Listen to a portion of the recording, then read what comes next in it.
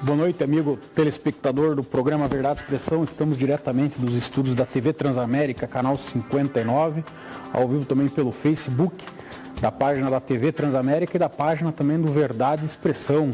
Sou Rafael Guazelli.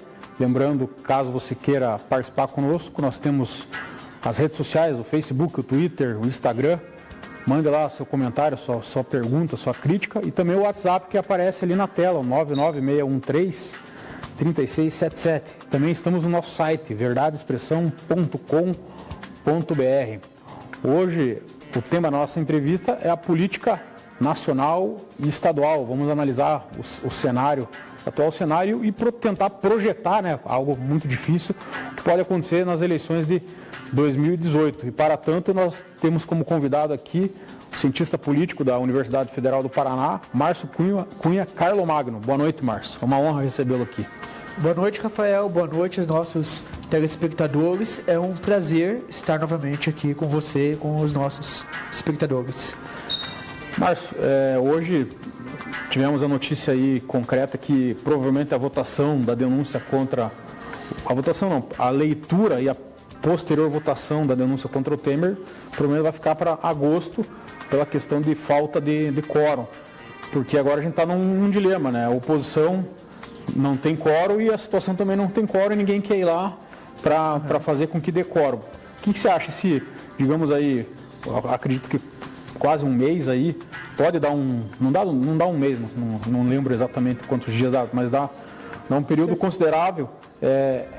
Isso daí pode dar um fôlego a mais para o presidente Temer, na sua opinião, ou não? Bom, eu acho que é o oposto do que o presidente Temer estava tentando, né? A estratégia inicial do presidente era votar o quanto antes, inclusive antes do recesso, para já matar a denúncia enquanto não daria tempo da mobilização de passeatas e manifestações que pudessem pressionar os deputados, manifestações populares poderiam pressionar os deputados a votar contra o presidente. A ideia dele era votar antes do recesso. Então, esse protelamento vai ficar a partir do dia 2 de agosto, né, depois do recesso. É um ponto, a princípio, é um ponto favorável para a oposição. Então, vai contra o plano do presidente Michel Temer. Mas não vejo que necessariamente seja algo que vá definitivamente derrubá-lo, que vá agir tão drasticamente contra o presidente. É um jogo de xadrez muito complexo, né? Então você tem muitos fatores a considerar. Um fator importante nesse meio tempo, vão existir manifestações populares, como que os deputados, agora retornando às suas bases durante o recesso, eles serão ou não pressionados pelos seus eleitores para votar contra ou a favor. Eu acho que esse vai ser um elemento que talvez tenha um peso muito grande em como eles irão votar. Se a votação fosse hoje, o presidente Temer conseguiria rejeitar a denúncia, pelo que a gente sabe dos bastidores. Qual será o resultado em agosto, a gente já não sabe. E do ponto de vista da oposição, qual que você acha que qual o jogo que ela vai fazer aí nesse recesso? Qual o tipo de movimento, qual o tipo de manifestação que ela vai fazer, na sua opinião? Bom, eu não sei qual é o plano exatamente concreto da oposição. Não sei se eles já convocaram, até onde eu sei, eles não convocaram nenhuma manifestação grande ainda a favor da denúncia contra o presidente. Então, é isso. Essa é uma das perguntas que a gente tem que saber para poder tentar entender como que vai ser o cenário eleitoral a partir daqui.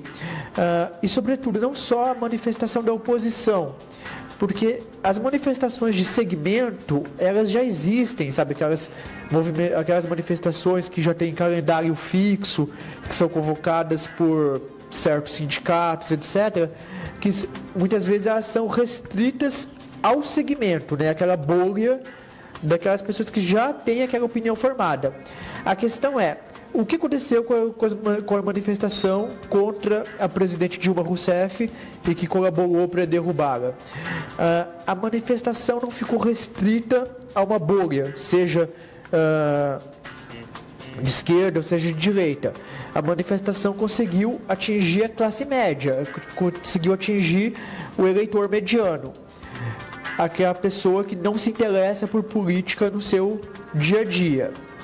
A pergunta é, as manifestações contra o presidente Temer vão conseguir ou estão conseguindo atingir o eleitor mediano, aquela pessoa que não acompanha política no seu dia a dia? A partir do momento em que estas pessoas também estiverem engajadas em se manifestar contra o presidente e pressionando seus deputados por isso, a partir desse momento pode acontecer um movimento de que os deputados sintam que esse voto é importante para manter o seu próprio mandato. Em última instância, é isso que o político, o deputado, se importa. Ele precisa sobreviver, ele precisa de votos, precisa se reeleger. E até onde você acha que influencia essa, digamos, habilidade que o presidente Temer tem no Congresso em relação a essa denúncia prosperar ou não? Não, o presidente Temer ele é muito habilidoso no Congresso, acho que não há dúvida disso. E aqui não há um juízo de valor positivo ou negativo, é a constatação de um fato, né? Ele esteve mais de 20 anos na Câmara dos Deputados, presidiu a Câmara dos Deputados por 2 vezes, então, sob a presidência do Fernando Henrique e sob a presidência do Lula. Então, ele é muito habilidoso no trato político com o legislativo. Ninguém se torna presidente do PMDB por acaso, não é mesmo? Esse conglomerado de partidos que é o PMDB. Então, e ele tem as ferramentas, ele tem o trato político, que é uma coisa que não existia na presidente Dilma Rousseff, e ele tem as ferramentas para fazer essa política. A gente viu semana passada a notícia que ele liberou, não me lembro quantos milhões de reais em emendas parlamentares que estavam contingenciadas para os deputados. Isso é uma forma dele negociar com os representantes, com os deputados. Aliás, é bom frisar, uma forma legítima. Eu vi muita gente compartilhando essa notícia como se fosse uma certa coisa imoral ou antiética. A emenda parlamentar faz parte do sistema representativo brasileiro, o sistema administrativo brasileiro. Como que funciona o orçamento no Brasil? Deputados têm o direito de fazer emendas ao orçamento para indicar aonde que eles querem que os recursos sejam destinados. Então, o deputado que representa uma região X faz uma emenda pedindo que seja destinado a verba para o hospital do município X, que é onde ele tem votos. É como funciona o sistema representativo administrativo no Brasil. Se a gente acha que isso não é ideal, que isso não é saudável, a gente pode discutir a existência ou não dessas emendas e mudar o sistema. Mas enquanto existe isso é usado desde que sempre. Não é uma novidade, não é uma invenção do governo Temer. E até tem um comentário aqui do Marcelo Pereira Machado, um abraço aí para ele. Ele fala aqui que dificilmente a classe média vai entrar nesse movimento porque, na opinião dele, as políticas do Temer vêm a favorecer ela. Você acha que isso é preponderante ou não? Também é discutível também essa situação, né? Eu acho que isso é discutível e mais importante do que a gente, analistas intelectuais dizerem se isso vai beneficiar ou não a classe média, a questão é saber a percepção da classe média sobre isso. Então, a palavra-chave aqui é percepção. Então não importa se o analista, o técnico, o especialista acha que isso é ruim ou não. A gente tem que saber como que as pessoas estão percebendo essas reformas, como que as pessoas estão percebendo o governo Temer.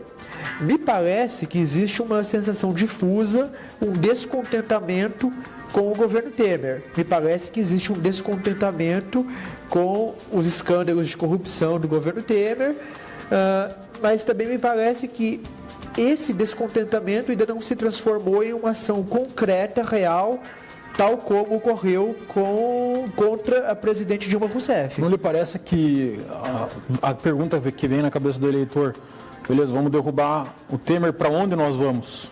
E ele não ter claro isso na cabeça dele, talvez por isso que ele esteja nessa, digamos, suposta zona de conforto aí? Talvez seja isso, mas eu não acho que isso talvez seja muito mais uma pergunta da classe política do que do eleitor, que é uma questão de debate, né? Se tirarmos o presidente Temer, vamos ter que ter uma nova eleição. O presidente Rodrigo Maia assume interinamente, né, como presidente da Câmara, ele assume a presidência da República interino, mas teria que ter uma nova eleição para eleger um novo presidente, que pode ou não ser o Rodrigo Maia, né? Especula-se que ele seria um candidato forte, mas também pode ser qualquer outro. Lembrando que é indireta a eleição. É eleição indireta, então são só 598 eleitores, que são os senadores e deputados, 594 senadores e deputados federais que elegem o novo presidente e o novo vice-presidente. Então teria que ter uma articulação política para eleger um novo presidente com menos de que vai cumprir um mandato de 1 ano e meio de duração. Não lhe parece que o Maia até esboçou ali no começo vou separar do Temer tal, vamos de repente tentar a questão, depois ele recuou, até porque surgiu muitas, digamos assim, muitas notícias no sentido que talvez se ele viesse a tentar ser presidente, muitas denúncias aí contra ele talvez pudessem estourar. Exato, eu concordo com você, Rafael.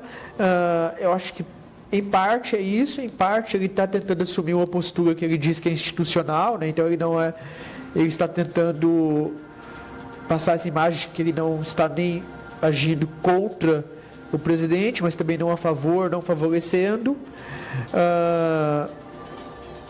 Eu acho que ele ainda articula, porque é muita incerteza, então os atores estão se movimentando e agindo em uma zona de incerteza, em uma zona em que você não sabe qual é o resultado. Então, o problema é que se o Rodrigo Maia adota uma postura francamente oposicionista ao presidente Temer, tentando colaborar com o movimento que o derrube, e isso acaba não acontecendo, ou seja, a denúncia é rejeitada, ele pode ser prejudicado futuramente. Então, ele precisa agir numa zona em que ele tenta se movimentar de uma forma em que qualquer que seja o resultado não vá afetá-lo, né? E também, vou mandar um abraço aqui para o pessoal que está acompanhando a gente, o Wilson Zenkowalski, Cláudio Campos, o Marcelo, já falei, o Mauro Suyama, presidente da Confraria dos Amigos da Região Metropolitana. O Maia, eu acho que ele já chegou num lugar que nem ele mesmo esperava, né? Se você pegar o histórico dele, é bom até você falar isso bom para o nosso telespectador, Maia jamais alguém imaginava que um dia ele seria presidente da Câmara e talvez, eventualmente, aí, se essa denúncia do Temer prospere, aí, ele ser um presidente da República, né? Não, com certeza seria uma coisa muito engraçada, num certo sentido, que é um presidente por acaso, né? Porque até cerca de 2 anos e meio ele estava na obscuridade, né? Ele concorreu à Prefeitura do Rio de Janeiro e teve menos de 2% dos votos, que também não quer dizer nada, né? A Prefeitura do Rio de Janeiro é uma disputa muito competitiva, mas ele era um deputado que não estava nos holofotes, né? E aí ano passado o destino conseguiu fazer com que ele ressurgisse. Justamente uma das principais coisas das características do Rodrigo Maia é que ele tem um bom trânsito entre todos os setores da Câmara dos Deputados. Ele se tornou presidente justamente pelo fato de que ele consegue ter um bom trânsito, apesar de ser do DEM, que é um partido classificado como de centro-direita, né, o ex-PFL, ele tem um bom diálogo com o PMDB, com o PCdoB, com o PT. Ele é uma pessoa que... ele é um adversário, mas não é um inimigo. Ele consegue conversar com a oposição. Ele consegue conversar com a oposição. Eu acho que essa é uma das características positivas do Rodrigo Maia, que inclusive levaram ele à presidência da Câmara. Mas foi um ressurgimento político fantástico, uma fênix que ressurgiu das cinzas. Vamos passar algumas perguntas. O Marcelo Machado quer saber, tendo em vista que o PT e o PCdoB hoje se coligam com os partidos políticos tradicionais, você acha que os partidos como PCO, PCB, PCR, PSTU e PSOL devem se unir em uma única força de esquerda? Eu não sei se devem, se eles deveriam fazer isso, aí eu não tenho o que opinar, não sei, eu não tenho nenhuma opinião sobre o dever ser de qual a estratégia partidos, deles, né? Ou se provavelmente eles façam isso, qual é a estratégia. Eu acho que poderia ser uma estratégia racional, de fato, porque eles formam o mesmo bloco, eles têm uma proximidade ideológica, então poderiam fazer isso, inclusive já fazem isso em muitas disputas estaduais e municipais pelo Brasil. A gente vê coligações eventuais desses partidos. Então eu acho que não há dúvida de que eles constroem um mesmo bloco ideológico com suas diferenças, mas próximos entre si, e poderiam, por exemplo, formar um bloco para candidato à presidência da República.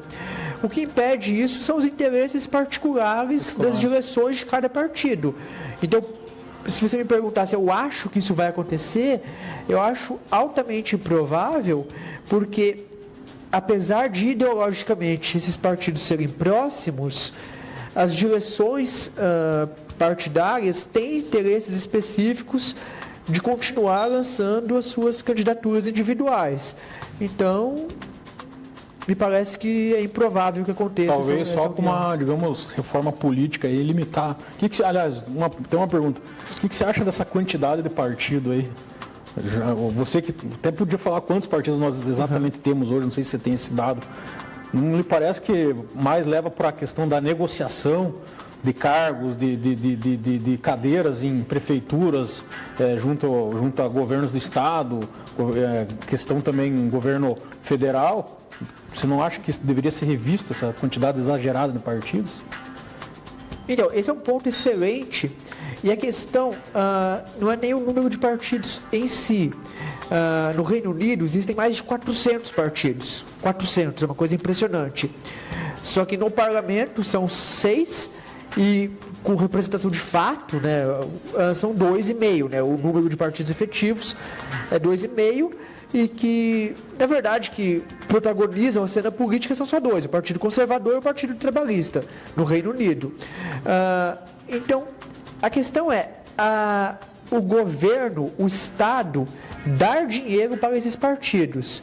Se o partido não tem uma subvenção estatal, pode existir quantos partidos quiserem. No Reino Unido existem 400, não há problemas em existir quantos partidos for. O problema é existir um incentivo do Estado para que, se a cada dia surjam mais partidos, atualmente são 35 existentes, com mais 30 prestes a serem efetivados em trânsito 30 partidos em trâmite no TSE? Em trâmite no TSE. Para ser deferido o registro. Exato. Então, potencialmente, em breve, teríamos 60, 65 partidos em torno disso. E não existia uma cláusula de barreira ou outros mecanismos que faça com que a negociação no parlamento, na Câmara dos Deputados, seja mais fácil. existem 35 partidos registrados, só que 28 com representação na Câmara.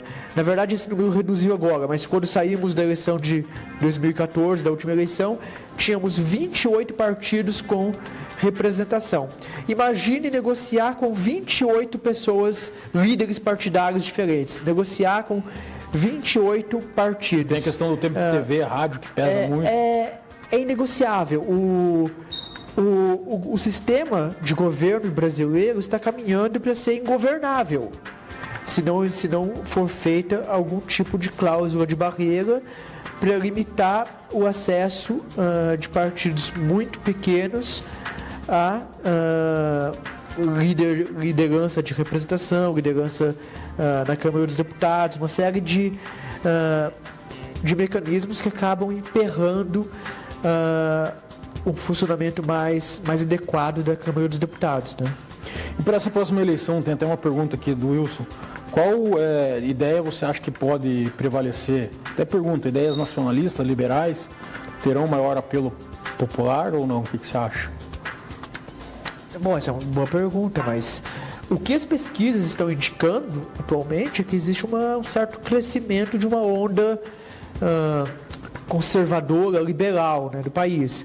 Aliás, não só as pesquisas, as eleições de 2016 já indicaram isso de uma forma bem clara, né? O PSDB aumentando a sua base, o PT, não só o PSDB e o PT, né? Esses são os mais visíveis. O PT diminuiu e o PSDB aumentou a sua base, tanto de prefeitos quanto de vereadores. Mas os candidatos desses blocos ideológicos de direita tiveram uma ascensão e os candidatos de esquerda tiveram um certo decréscimo. Então, se a gente analisar os dados de 2016, os resultados, com o que as pesquisas de opinião indicam, até esse momento sugere-se que a gente está numa onda de um crescimento da direita, o que não é necessariamente um determinismo, né? Essa onda pode ser revertida, essa onda pode mudar com a campanha, inclusive com a campanha eleitoral, inclusive a gestão do presidente Michel Temer pode funcionar, ter o efeito oposto, né? Então, pode gerar um certo descontentamento com a direita. Ela pode servir como exemplo que a esquerda use para mostrar como que um governo mais à direita talvez não fosse desejável. Então, a gente pode constatar que existe uma onda, essa onda conservadora de direita hoje. Mas essa onda pode mudar diante dos argumentos que sejam apresentados daqui a um ano. É difícil prever o que vai acontecer daqui a um ano. Até o Mauro aqui pergunta pra gente o que você acha. O Partido das Mulheres é presidido por homens? Essa é uma questão que já foi bastante falada, né? É uma questão, é um bom exemplo, além desse fato, né? Esse é o Partido das Mulheres, o Partido PMB, o Partido da Mulher Brasileira, é um exemplo desse sistema, desse mecanismo que existe no Brasil de incentivo à criação de novos partidos. E se não for feito nada, vai continuar crescendo e aumentando, e aumentando, e aumentando. Porque é relativamente fácil você criar um partido, existem atores que estão dentro do sistema político eleitoral que já construíram um know-how de como criar partidos. O Gilberto Kassab, que agora está no PSD, é famoso por ele, sabe, o caminho nos bastidores dos corredores da Câmara, sabe-se, é célebre que o Gilberto Kassab é quem sabe o caminho das pedras de como você criar novos partidos. Então, é relativamente fácil a criação de novos partidos, você não tem barreiras, você não tem prejuízos a quem já está no jogo. Então, a questão é, cada partido recebe um mínimo de, eu não me recordo agora qual o valor, mas 1,5 milhão, me parece, algo assim, recebe um valor mínimo por ano, independente de quantos filiados esse partido tenha. E aí existe um acréscimo dependendo da representatividade depois. O fato de existir um valor mínimo para que cada partido receba dinheiro, essa verba anual, mesmo que ele tenha 1.000 filiados, mesmo que ele tenha 100 filiados no país, e esse bolo só crescer, então o fato de você acrescentar mais 10 partidos não tira dinheiro dos partidos que já estavam anteriormente. É um incentivo institucional no Estado brasileiro para que sejam criados mais e mais partidos. Se houvesse um bolo total, ou seja, um valor total, e esse valor fosse fatiado conforme o número de partidos, isso não haveria, você não seria um incentivo para a criação de novos partidos. Mas o fato que, conforme você aumenta o número de partidos, o bolo cresce, o valor do valor destinado aos partidos vai aumentando e aumentando, a gente vai continuar criando partido da mulher brasileira, partido disso, daquilo, e daqui a pouco vão ser 60. E falando um pouco já da questão da esquerda, qual que você acha que tem que ser, que será o papel da esquerda nessa eleição, tendo em vista que até vai ter amigos aí que vão ficar bravos quando eu falo esquerda, o PT, né? Porque tem muita gente que é da esquerda e não considera o PT no mesmo, né? Como o nosso amigo Marcelo. Qual que você acha que, vamos falar especificamente do PT, o que você acha que o PT deve fazer para conseguir se reconstruir como partido? Não lhe parece que a dependência total do nome do Lula como candidato não faz com que a agremiação possa sair muito menor do que já está dessa eleição aí? Eu não sei se menor desta eleição, mas a longo prazo não há dúvida alguma de que a dependência de um nome carismático, da liderança carismática de um indivíduo é um grande problema para o partido, porque a partir do momento que ele não conta mais com essa liderança, seja pelos motivos que forem, né? Enfim, pessoas envelhecem, em algum momento ele vai se aposentar, em algum momento ele vai, enfim, falecer, né? Pessoas falecem. E o partido tem essa dependência, ele não constrói quadros, ele não se renova, a médio prazo e a longo prazo, isso é gravíssimo. Aliás, esse é um exemplo bom, você colocar do outro lado o PSDB, que apesar de ter poucos nomes, ter uma renovação baixa, ele conseguiu ter alguma renovação. Então, ele teve, depois que ele perdeu, depois do presidente Fernando Henrique, teve o Serra em 2002, o Alckmin em 2006, o Serra novamente em 2010, o Aécio em 2014. Então, na verdade, é uma renovação baixa. Agora o nome do Dória também é E agora o nome do João Dória. Então você tem ali 3, talvez 4 atores relevantes. É uma renovação baixa, mas ainda é alguma renovação. O PSDB não ficou refém da liderança do Fernando Henrique para sempre. Continua considerando o Fernando Henrique um ator central, é um ator importantíssimo dentro do PSDB, mas não é o único ator. E o problema do PT é justamente que o Lula parece ser, esse presidente Lula parece ser o único ator relevante, o único ator com alguma força dentro do PT. A médio e longo prazo isso é muito problemático para a sobrevivência do partido.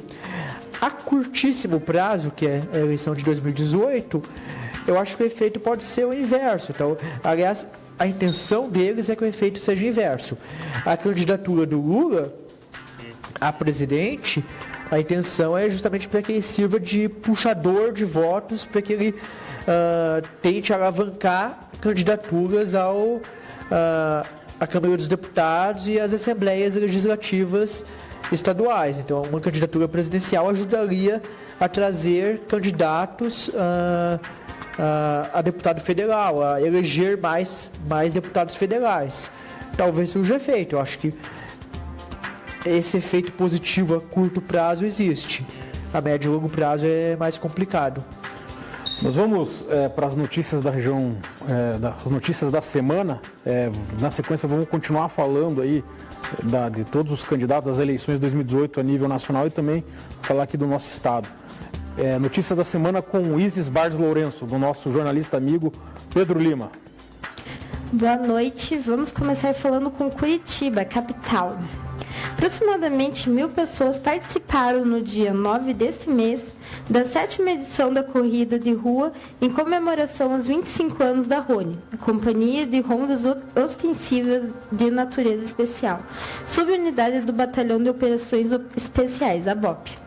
Com um percurso de 7 quilômetros, a prova contou com policiais e várias unidades da PM, atletas profissionais e amadores. Agora vamos para Campina Grande do Sul. O Plano Tribunal de Contas do Estado do Paraná, o TCE, acolheu parcialmente o recurso de revista interposto pela Sociedade Hospitalar Angelina Caron, localizada em Campina Grande do Sul, região metropolitana de Curitiba. Na nova decisão tomada na sessão do Tribunal Pleno de 18 de maio, os membros do colegiado aprovaram por unanimidade o voto do relator conselheiro Ivan Bonilha. O relator ressaltou que, com a restituição dos valores pagos indevidamente, as contas do convênio podem ser julgadas regulares com ressalva. Porém, as recomendações emitidas na decisão devem ser mantidas. Elas são relativas à adequação das atividades do Executivo e da entidade às normas estabelecidas da Lei Orgânica do TCE-PR na Resolução número 28 de 2011. Agora vamos para Araucária. A ProSaúde, Associação Beneficente de Assistência Hospitalar, o ex-presidente da entidade, Paulo Roberto Mergulhão, e os ex-prefeitos de Araucária, Albanor José Ferreira Gomes e Olisandro José Ferreira, deverão restituir de forma solidária a soma de R$ 2.425.204,25 ao cofre desse município da região metropolitana de Curitiba. O valor deverá ser corrigido monetariamente e calculado após o trânsito em julgamento da decisão, de qual cabem os recursos. O montante a ser devolvido refere-se aos valores pagos a título de taxa administrativa, sem previsão contratual, e por multas e juros, com recursos repassados por meio do convênio realizado entre o município e a Provida. Esses pagamentos foram julgados irregulares pelo Tribunal de Contas do Estado do Paraná, TCE, em processo da tomada em contas extraordinária. Agora vamos para Colombo. A prefeita Beth Pavin recebeu na tarde do dia 7 de julho o ministro da Saúde, Ricardo Barros. Em visita a Colombo, Barros anunciou a liberação de 10 vagas no UTI, unidade de terapia intensiva, e uma verba de 3 milhões para ampliar e qualificar o atendimento oferecido pela Santa Casa. A verba será destinada a reformas e aquisição de equipamentos e materiais permanentes. O objetivo é equipar e melhorar as estruturas da instituição, beneficiando a população da região. Agora vamos para Almirante Tamandaré. Para quem quer ser a rainha do morango, na 19ª Festa do Morango em Almirante Tamandaré, tem até quarta-feira para se inscrever na Secretaria Municipal de Indústria, Comércio, Turismo e Trabalho, anexado ao Centro de Convenções Edson Dalck, na rua Raquel Cândido de Siqueira, 536, no bairro Jardim São José, em Almirante Tamandaré. Além de rainha, serão coroadas a primeira e a segunda princesa. O regulamento completo está disponível no site da Prefeitura. É só lá conferir. Então, essas foram as notícias do nosso jornalista colaborador, Pedro Lima. Legal. Grande abraço ao nosso amigo Pedro Lima, jornalista super competente. Márcio, a gente estava falando para onde pode o PT, o Partido dos Trabalhadores, a dependência do Lula. Vou falar do Lula. Na sua opinião, qual é o impacto que essa condenação que ele teve aí do juiz Sérgio Moro, que vai ser reanalisada pelo Tribunal Regional Federal da 4ª Região, pode ter nessas eleições de 2018. Nós temos o cenário que, se essa condenação for confirmada, ele pode ter problemas no registro da candidatura dele e pode vir até não concorrer. Mas tudo indica que é provável que ele chegue lá no ano que vem, aí provavelmente pendente de julgamento, se não de um recurso do TRF, mas de repente ele pode perder no Tribunal Regional Federal, até é bom esclarecer isso, pode perder o recurso no Tribunal Regional Federal e fazer um recurso ao Superior Tribunal de Justiça ou ao Supremo Tribunal Federal e pedir uma liminar para conseguir concorrer. Qual que é o impacto que isso pode ter aí nessa eleição? Exatamente, como você acabou de falar, mesmo que a gente ainda não sabe quando que exatamente vai ser julgado o caso do ex-presidente Lula na segunda instância, mas ainda que ele seja julgado e condenado, ele ainda pode recorrer. Então, em termos legais, em termos jurídicos, é muito improvável que ele seja impedido de se candidatar. Pode acontecer, mas eu acho que é improvável. Eu acho que o impacto é sobretudo eleitoral. O impacto é do quanto que esse caso vai ser explorado como argumento de campanha durante uma campanha eleitoral. Então, é possível, se não bem provável, que o julgamento da segunda instância de Porto Alegre ocorra mais ou menos próximo do período da campanha eleitoral do ano que vem. Então, provavelmente entre meados de junho e meados de agosto, se não já em setembro, né? Então, imagine quanto que vai ser explorado em termos midiáticos o julgamento de um ex-presidente durante a campanha. Então, vai ser, legitimamente, inclusive, vai ser notícia de todos os jornais, vai ser capa de todos os jornais, vai ser manchete nos telejornais, nas televisões e, sobretudo, seus adversários vão usar isso em sua campanha eleitoral, vão usar isso nos debates, no horário político. Então, a questão é, qual o impacto disso na campanha eleitoral em termos de argumento? Me parece que é um desafio bem grande que a campanha do ex-presidente Lula teria que enfrentar se ele de fato for concorrer, né? E você não acredita que é um grande risco depender de uma decisão judicial para concorrer à presidência? Qual que é a sua opinião sobre isso? Não, é um risco, mas é um risco calculado. É um risco que se está calculado e se eles estão acreditando que é possível concorrer. Outro possível candidato de esquerda é o Ciro Gomes, do PDT, isso, que vem pontuando aí a margem de 5% nas últimas pesquisas. Qual que você acha que é o destino do Ciro Gomes nessa eleição? Que ele já declarou que, se o Lula for candidato, talvez ele abra mão da candidatura dele. Isso é uma coisa que ainda está incerta. Os atores ainda estão negociando. É bem provável que é possível, inclusive, que se o presidente Lula de fato for candidato, o Ciro Gomes talvez até seja vice ou talvez concorra, mas precisa ser uma linha auxiliar ali da PDT da coloca campanha. vice, né? Exato. Ainda é incerto. Sobre a possibilidade do ex-presidente Lula não se candidatar para apoiar o Ciro Gomes, o grande empecilho, a questão que isso não ocorre, por que é? A estratégia do PT é lançar o Lula, porque ainda que ele não consiga vencer a candidatura presidencial, isso ajuda a eleger os deputados federais. Se o PT não apoiasse, não se lançasse o Lula e apoiasse o Ciro, talvez as chances de eleger o presidente fossem ainda maiores, porque sobre o Ciro Gomes não recaem essa série de denúncias. Mas o PT talvez perdesse muito em termos da base eleitoral, dos deputados federais, dos candidatos a outras esferas de governo.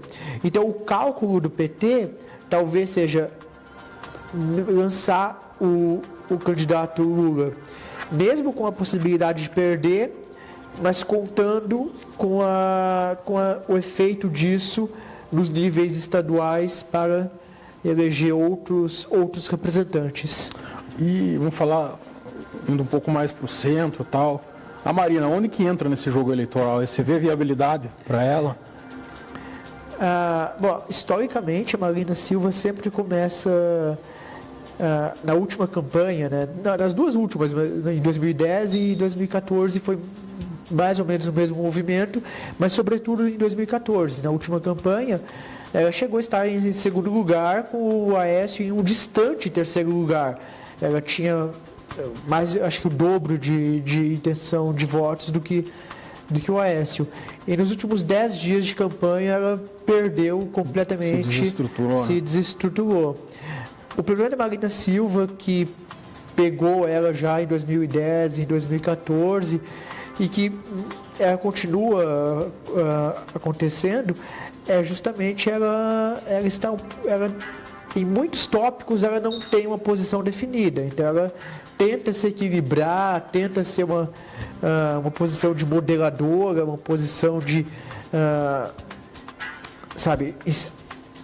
acima do debate, mas isso acaba prejudicando ela eleitoralmente, porque ela dá sinais muito contraditórios. Então ela tem um passado no PT, foi senadora pelo PT, mas apoiou o Aécio Neves no segundo turno da eleição de 2014.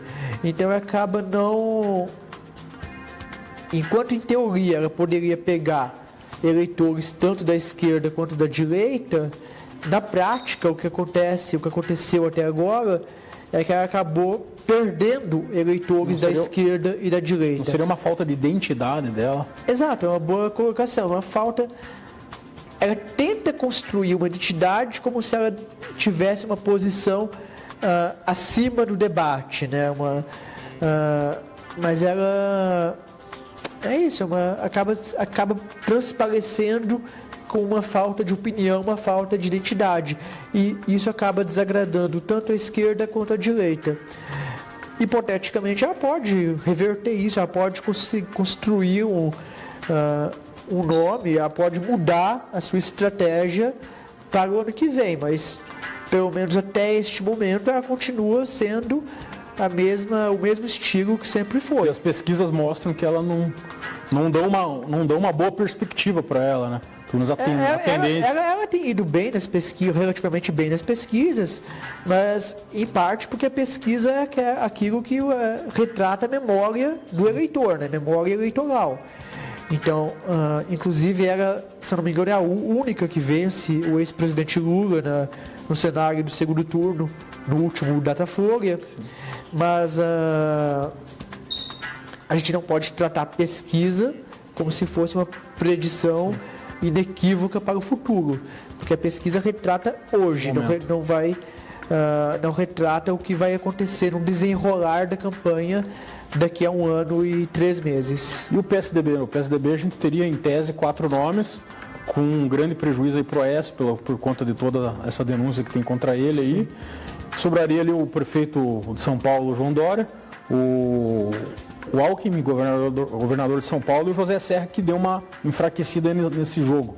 Qual que é a sua opinião aí sobre o PSDB, o lugar dele aí nas eleições do ano que vem? Não, acho que a grande dúvida do PSDB é entre o Alckmin e o João Dória, né? O João Dória é um fenômeno recente, foi surpreendente, né? Dentro do PSDB ele tinha resistências em 2016, a corrente do Alberto Goldman não queria que ele fosse candidato, teve até ações judiciais dentro do PSDB da corrente do Goldman para impedir que ele fosse candidato. Ele conseguiu ser candidato mesmo contra as resistências e provou que estava certo, conseguiu se eleger surpreendentemente no primeiro turno. Então é um fenômeno recente e que de certa forma capitaliza esse sentimento de parte do eleitorado com a antipolítica, né? É uma coisa que representa que os 3 candidatos de alguma forma captam, né? A Marina Silva parcialmente capta esse movimento do antipolítico, né? Não é nem de direita, nem de esquerda. O Bolsonaro, embora se apresente como de direita, né, claramente, ele também capta esse movimento do eleitorado que rejeita a política, e o e o João Dória também capta isso. Então, é curioso, inclusive, o embate entre o Dória e o Alckmin, porque, embora eles sejam aliados no governo estadual, eles se colocam como aliados e tal, são perfis exatamente opostos. O Geraldo Alckmin é o perfil tradicionalíssimo do político profissional de carreira que construiu cada degrau dentro do partido, que perdeu, que voltou, que foi fiel ao partido, que não abandonou o partido. Ele perdeu a disputa para prefeito em 2008. Ele é um dos exemplos máximos do político profissional. Em outros tempos, não haveria dúvida de que ele seria o candidato. Mas o sentimento que parte do eleitorado manifesta atualmente é o desejo do oposto, é o desejo pela antipolítica, de não querer político profissional. Que, aliás, é um desejo legítimo do eleitorado, que a gente tem que compreender, mas também não há demérito em ser um político profissional, né? Não há um demérito nisso. Mas o eleitorado parece não querer isso. E o João Dória engloba isso. Aliás, nas pesquisas, os cenários em que o João Dória está são os únicos cenários em que o Bolsonaro tem alguma queda, né? Então, até onde pode ir o Bolsonaro? Você só complementando, você mostra como Bolsonaro e João Dória compartilham parte do perfil do mesmo eleitorado, eles compartilham o eleitorado. Então é o mesmo eleitor do João Dória e do Bolsonaro. E o Bolsonaro, até onde ele pode ir? Essa pergunta vai depender de como que ele vai formar as alianças para a sua coligação. É muito, muito difícil você fazer uma campanha presidencial no país. O Brasil é gigantesco, tem o tamanho de um continente. Você precisa de ter bases do partido nos municípios para fazer campanha. Então os partidos grandes, tradicionais, têm essa base. Então o PT, PMDB, PSDB, em uma campanha presidencial, os candidatos desses partidos é impossível eles visitarem todos os municípios. Então o que acontece? O vereador local, o candidato a prefeito local, ainda que não seja o prefeito, né, mas o político, a liderança do partido local, ainda que não tenha sido eleita na última eleição, eles trabalham pelo seu candidato, eles fazem campanha pelo seu candidato. Se o Bolsonaro sair por um partido que não tenha essa capilaridade, essa penetração no território nacional, ou não tiver alianças que comportem essa capilaridade, essa penetração no território nacional, é muito, muito difícil ele conseguir atingir as regiões em que usualmente um candidato não faz campanha. Então ele pode atingir as capitais, mas dificilmente ele vai atingir o interior. Sem atingir o interior, ele não consegue se eleger. Então tem essa questão da articulação política. E também pelo tempo de televisão, né? Entre outros fatores, claro. Mas não lhe parece assim que uma eleição com vários candidatos no primeiro turno, de repente ele pode ter aí fazendo até um contraponto, digamos ali que a gente tenha cerca de 10 candidatos, ele numa eleição aí que pode ir, provavelmente vai para o segundo turno. Sim. Ele não pode se aproveitar desse fato e de repente emplaca um segundo turno, e daí no segundo turno a regra é outra, o jogo é outro, as alianças mudam. Qual que é a sua opinião? Não, é possível, sem dúvida. As pesquisas hoje, que é bom lembrar, pesquisa retrata o momento, não retrata o futuro. A pesquisa hoje mostra o Bolsonaro em segundo lugar, mostra o Bolsonaro indo para o segundo turno junto com o presidente Lula, o ex-presidente Lula. Mas, e é isso, se tiver muitos candidatos, e não só a quantidade de candidatos, mas candidatos competitivos.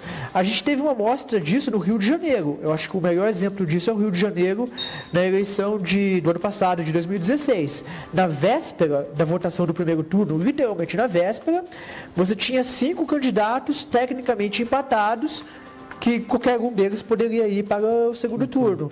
Aliás, foi uma situação bem curiosa e, de certa forma, inédita, né?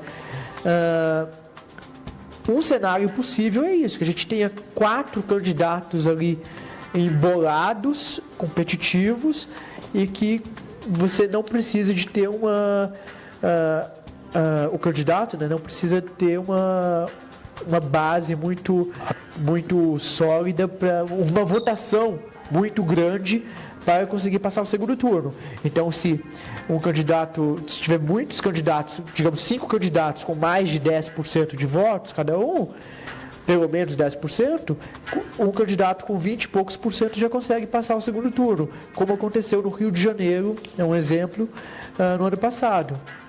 Até porque a gente tem o candidato PSDBista, a gente sabe que o PSDB tem um potencial de voto muito maior, né? Chega lá na hora da eleição, sabe que esse número que está sendo hoje nas pesquisas não é um número que deve prevalecer até o ano que vem. Eles, pela estrutura que eles têm a nível do Brasil inteiro, foi o partido que mais cresceu na última eleição. Então é um partido que tende a ter um crescimento, seja qual for o candidato, o Dória, o Alckmin, tende a ter um crescimento aí tranquilamente, né? Não ficar só nessa casa dos 10 a 13 pontos aí, né? Assim, não há dúvida alguma de que o candidato do PSDB vai crescer durante a campanha. Em 2014, eu comentei agora há pouco, em meados de agosto, no começo de setembro, se eu não me engano, eu não lembro exatamente a data. Mas enfim, a Marina Silva chegou a ter o dobro de intenção de votos do que o Aécio Neves. O Aécio Neves parecia estar acabado. E na reta final, ali nos últimos 10, 15 dias, o Aécio Neves teve um crescimento surpreendente. Então, veja, durante a própria campanha, o Aécio Neves começou, e a certo momento teve uma intenção de votos muito baixa, e em cerca de 15 dias ele duplicou as suas intenções de voto, conseguiu ultrapassar a Marina Silva e conseguiu ir ao segundo turno com a então presidente Dilma Rousseff. Então, esses valores que a pesquisa indicam dos candidatos do PSDB, não há dúvida alguma de que eles vão crescer. Pela base, pela penetração que eles têm no território nacional, pelos recursos de campanha que eles têm acesso aos financiadores, a dinheiro, então eles vão ter um bom financiamento de campanha, mesmo o fundo partidário que eles possuem, e já ter consolidado a imagem perante o eleitorado, né? A imagem de alguns partidos já está consolidada, PSDB e PT, por exemplo. Falar um pouquinho aqui do Paraná, senão a gente passa em branco, claro. A gente já está chegando no horário. Paraná aqui no estado do Paraná, nós temos o governador Beto Richa, que provavelmente vai de candidato a senador. Daí para o Senado a gente tem outros nomes, como o próprio Roberto Requião, que está nessa incógnita se ele vai ou não para Senado ou vai para governador. Temos o Ratinho Júnior, que faz parte do governo hoje, e temos o Osmar Dias, que também diz ser candidato ao governo do estado, mas tudo pode acontecer. E temos o nome do Álvaro Dias, que não dá para descartar, né? A gente não sabe, política, as coisas mudam muito, né? Sim. Fala que ele é um nome a nível nacional, mas a gente não sabe como que pode se construir essa conjuntura política. Qual que é a sua opinião aí no nosso quadro eleitoral? Você acha, vamos falar um pouco do governo, o que você acha do Ratinho, os principais candidatos, o Ratinho, o Osmar e o Roberto Requião, não descartando a Cida Borghetti, também se declarou pré-candidato também. Claro. É isso.